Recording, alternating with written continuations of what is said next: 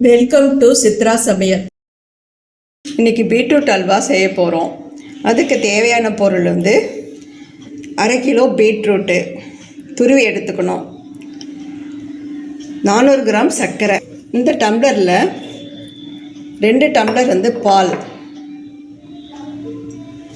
நெய் வந்து 6 spoon,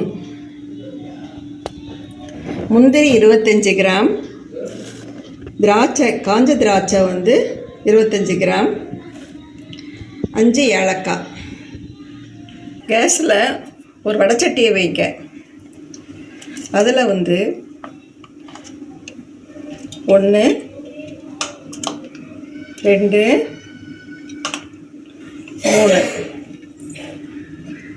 3 spoon வந்து நெய் விட்டுக்கோங்க. நெய் காஞ்சதும் முந்திரி,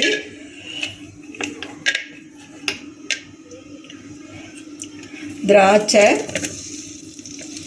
இதெல்லாம் வறுத்து எடுத்துக்கோங்க.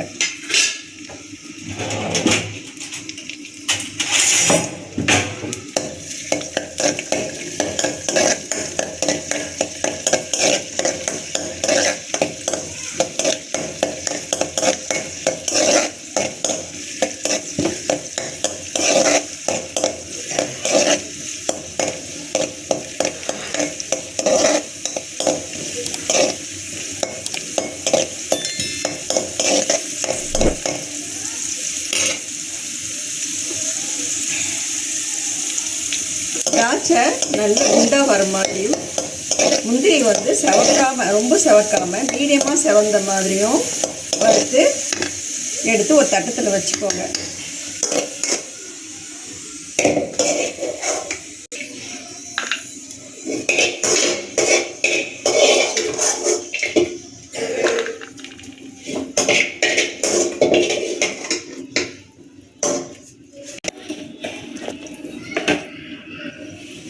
வடைச்சட்டியில் இருக்கிற மீதி நெய்யில் பீட்ரூட்டை எடுத்து வச்ச பீட்ரூட்டை நம்ம போட்டு வதக்கணும்.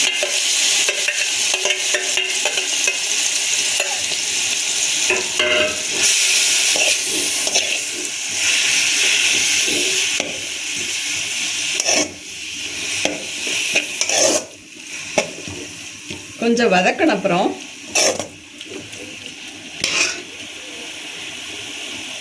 நம்ம எடுத்து வச்சிருக்கிற 2 டம்ளர் பாலை அதில் ஊற்றணும்.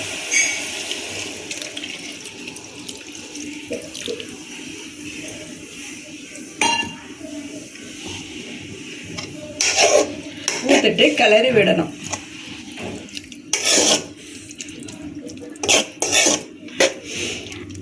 பீட்ரூட்டு அந்த பாலில்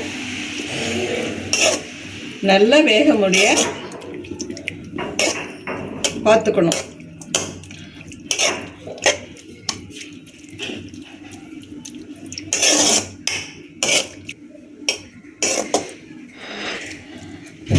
பீட்ரூட்டில் பால் ஊற்றிருந்தோம். அந்த பீட்ரூட்டில் இருக்கிற பச்சை வாசனை போகிற அளவுக்கு பீட்ரூட்டை நம்ம வேக விடணும்.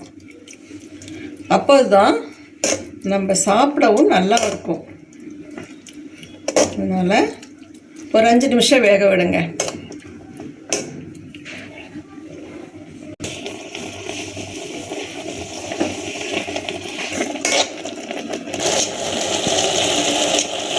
இப்போ நம்ம கொஞ்சம் காய் எடுத்து வாயில் போட்டு பாருங்கள். காய் வெந்துடுச்சா என்னட்டு செக் பண்ணிக்கோங்க. அதில் இருக்கிற பச்சை வாசனமெல்லாம் போயிருக்கணும். இப்போ எனக்கு வந்து காய் வெந்து பச்சை வாசனெல்லாம் போயிடுச்சு. இந்த டயத்தில் நான் எடுத்து வச்சிருக்கிற 400 கிராம் சர்க்கரையை அதில் போடுறேன்.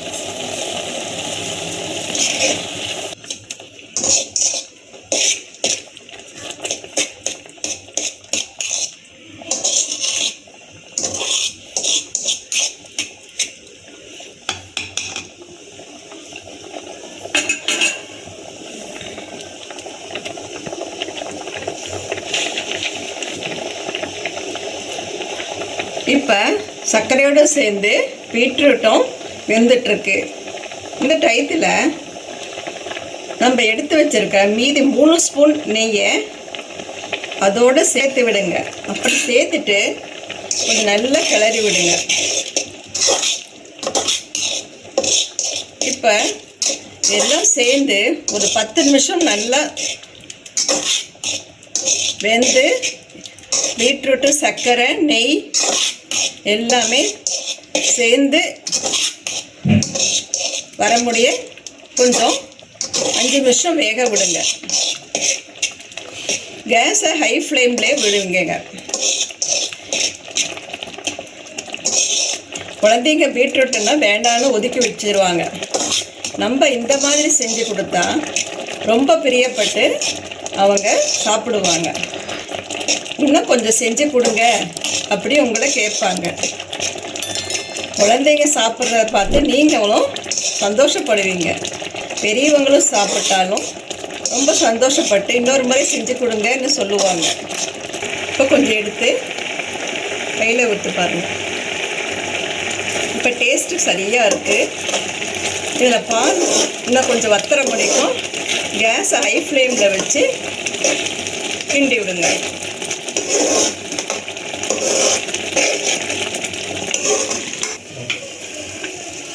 இந்த அளவுக்கு பால் சுண்டி பரட்டி வரணும் பீட்ரூட்டு. இந்த டயத்தில் நம்ம வறுத்து எடுத்து வச்சுருக்கிற முந்திரி திராட்சையை இதில் போடுங்க. அப்புறம் ஏலக்காயை இதில் தூவி விடுங்க. ரெடி ஆயிடுச்சு.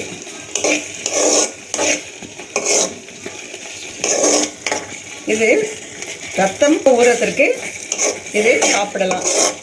நீங்களும் செஞ்சு பயனடைங்க.